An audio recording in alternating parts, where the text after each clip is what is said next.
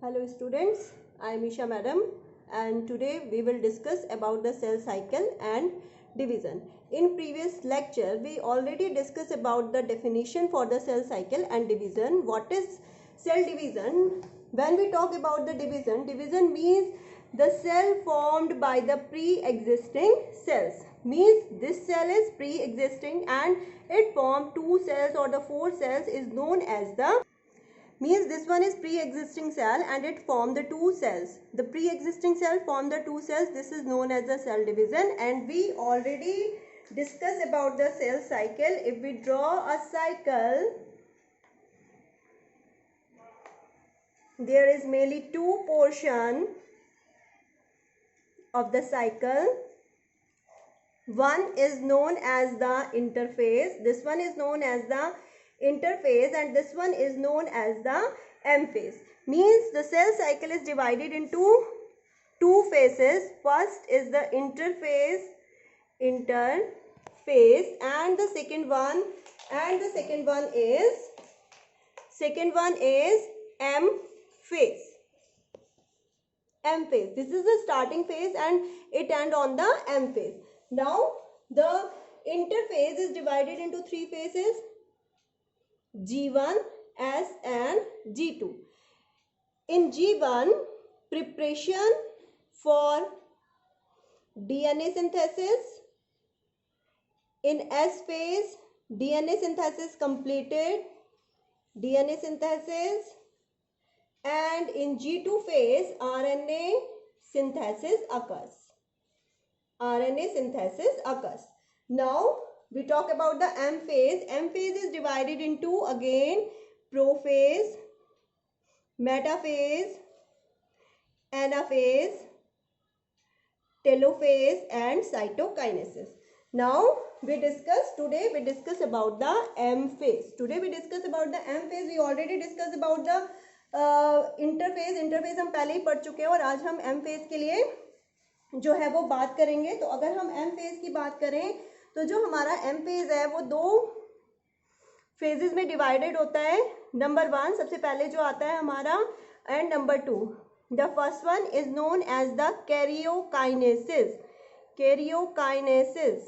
What is the meaning of karyokinesis? Karyokinesis means division of nucleus.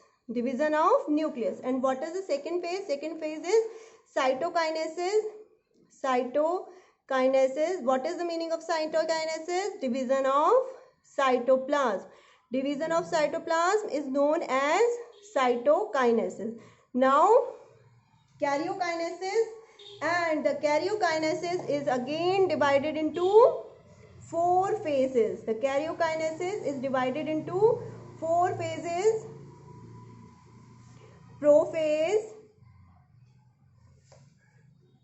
metaphase, anaphase and telophase. These four are come into the karyokinesis. Number 1 prophase, then metaphase, then anaphase, telophase और उसके बाद आता है हमारा cytokinesis और इस तरह से ये M phase जो है हमारा ये बनता है. अब अगर हम M phase की बात करें तो M phase में जो डिवीजन होता है M phase में जो डिवीजन होता है वो हमारे दो तरह से डिवीजन होते हैं. एक होता है हमारा माइटोसिस डिवीजन और एक होता है हमारा मियोटिक डिवीजन. तो आज हम बात कर रहे हैं माइटोसिस की. तो माइटोसिस के अंदर अगेन वही बात है कि पहले क्या होगा कैरियोकाइनेसिस, उसके बाद होगा साइटोकाइनेसिस. तो माइटोसिस क्या होता है? इन mitosis what happen in mitosis? In mitosis one cell is divided into two daughter cell. This one is the parent cell and these are the daughter cell. Parent cell divided into two daughter cell. If the chromosome number here is n, then इधर भी n होगा and the second one also has n. Means कि जो number of cells हैं वो increase होंगे. Only number of cells increase, लेकिन जो क्रोमोसोम का नंबर है वो चेंज नहीं होगा। तो सबसे पहले आता है आपका प्रोफेज।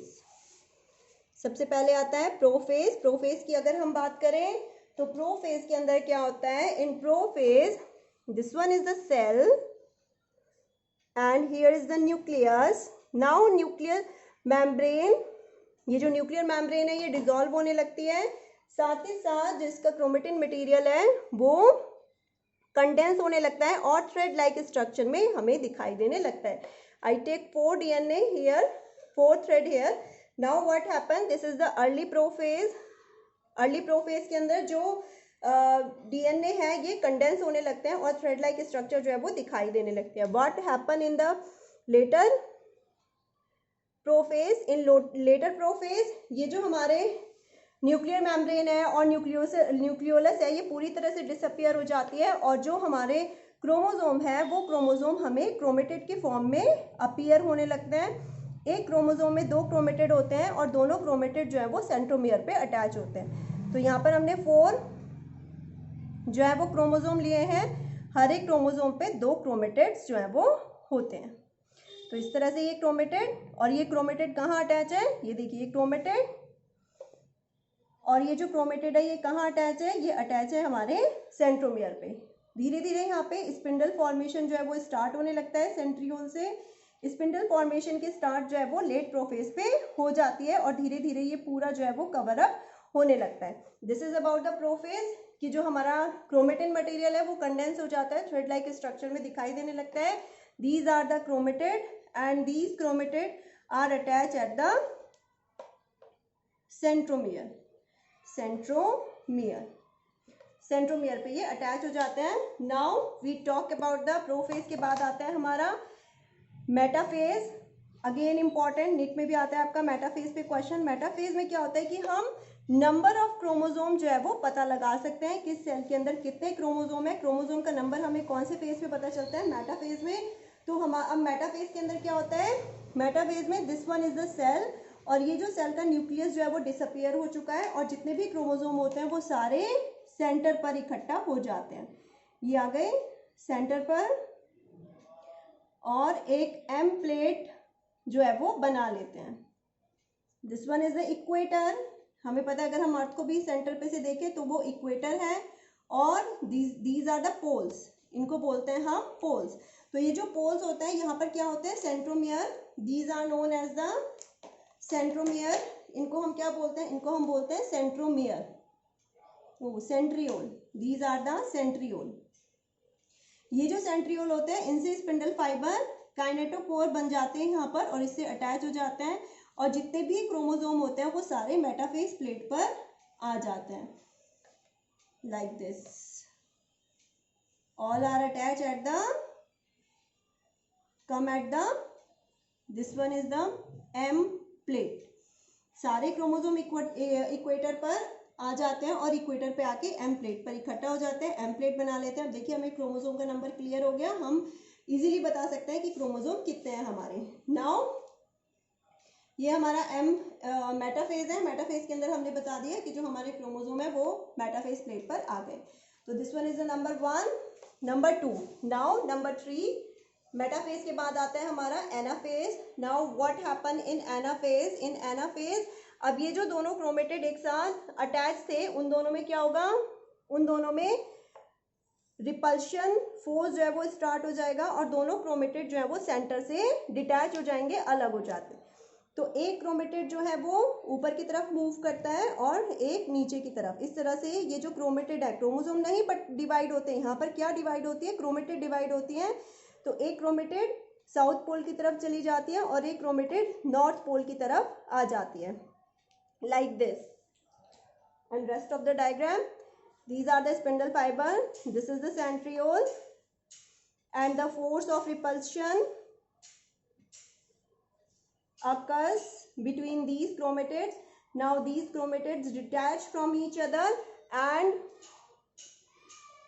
ये पोल्स की तरफ जो है वो मूव करना शुरू कर देते हैं। तो this happens in the anaphase. Why it is important? The question comes that we check the shape of the chromosome, हमें इसमें शेप ऑफ द क्रोमोसोम हमें पता चल सकती है कि हमारा जो क्रोमोसोम है उसका क्या शेप है, आई शेप है, जे शेप है। क्रोमोसोम हम सेल वाले चैप्टर में पढ़ चुके हैं, तो शेप हमें किस में पता चलती है, एनाफेज में। मेटाफेज में हमें पता चला नंबर, और एनाफेज में हमें पता चला कि उसका जो है शेप जो है वो कैसी होती है। तो एनाफेज में माइग्रेशन शुरू हो जाता है, और जो क्रोमेटिड्स हैं they migrate from centre to the poles, centre से पोल्स की तरफ माइग्रेशन शुरू कर देता है। नाउ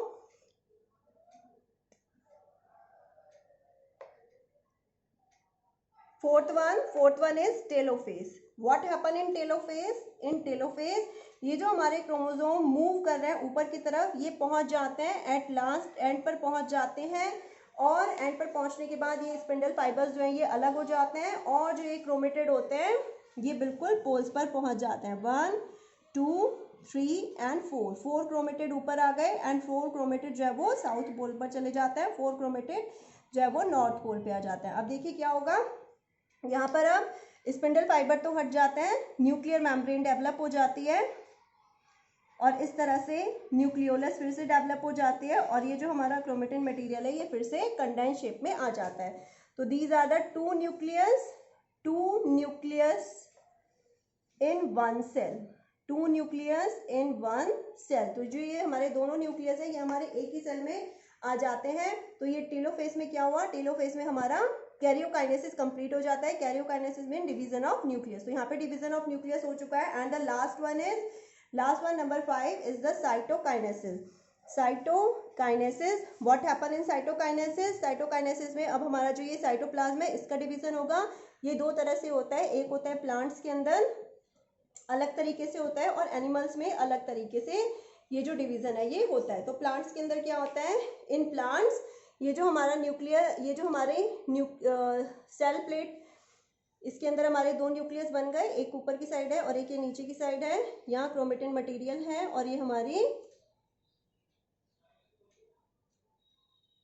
न्यूक्लियोलस है। अब क्या होता है कि ये जो मिडिल है, मिडिल पर माइक्रोट्यूब्यूल्स और जो अदर एलिमेंट्स हैं वो इकट्ठे हो जाते हैं, और यहाँ पर जो है वो डिपोजिशन हो जाता है, और धीरे धीरे साइटोप्लाज्म इस तरह से अलग हो जाता है, और एक सेल से कितनी सेल बन जाती हैं, 2 सेल बन जाते हैं। साइटोप्लाज्म का डिवीजन हो गया, और एक सेल से कितनी सेल बन गई, 2। यहाँ पर भी हमारे पास क्रोमोसोम का नंबर कितना आया, 4, और ये है न्यूक्लियोलस। तो अगर आपको ध्यान है तो हम जब स्टार्टिंग में जब हमने स्टार्ट करा था, we have 4 chromosome number, chromosome, और at last we have 4 chromosome number. Means cell का नंबर इंक्रीज हुआ है बट क्रोमोसोम का नंबर चेंज नहीं हुआ। What happen in the animals? In animals ये जो हमारा मेम्ब्रेन होती है, इस मेम्ब्रेन में डिप्रेशन जो है वो आ जाता है, और यहाँ पर एक फ्लो बन जाती है। इस फ्लो की वजह से ये डिपेंड होती चली जाती है फ्लो, और एट लास्ट क्या होता है, ये जो सेल है वो 2 सेल में डिवाइड हो जाती है। इस तरह से एक सेल से जो है वो 2 सेल बन जाते हैं। It occurs in the animals. तो अब एनिमल्स में क्या होता है, एनिमल्स में अलग तरीके से हुआ, इसके अंदर जो हमारी मेम्ब्रेन है उसमें फ्लो बनती है, और उस फ्लो की वजह से जो है वो डिवीजन हो जाता है। तो इसको, ये जो पूरा हमारा सेल बनी है, इसका रिजल्ट क्या है, रिजल्ट क्या है कि एक सेल है, और इस एक सेल से हमारे पास 2 सेल बनते हैं, और दोनों में क्रोमोसोम का नंबर जो है वो सेम होता है। जितना पेरेंट सेल में होता है उतना ही डॉटर सेल में होता है। One parent cell form 2 daughter cell, 2 daughter cells with same number of chromosome, with same number of chromosome। और ये कहाँ पर होता है, ये also a type of asexual reproduction. कुछ एनिमल्स में एसेक्सुअल रिप्रोडक्शन भी के अंदर भी माइटोसिस डिवीजन से ही रिप्रोडक्शन होता है। तो this is about the cell division. तो ये सेल डिवीजन है आपका कंप्लीट। कौन सा? We talk about the mitosis. अभी हमने माइटोसिस की बात करी है, मियोटिक डिवीजन की हमने बात नहीं करी। Thank you.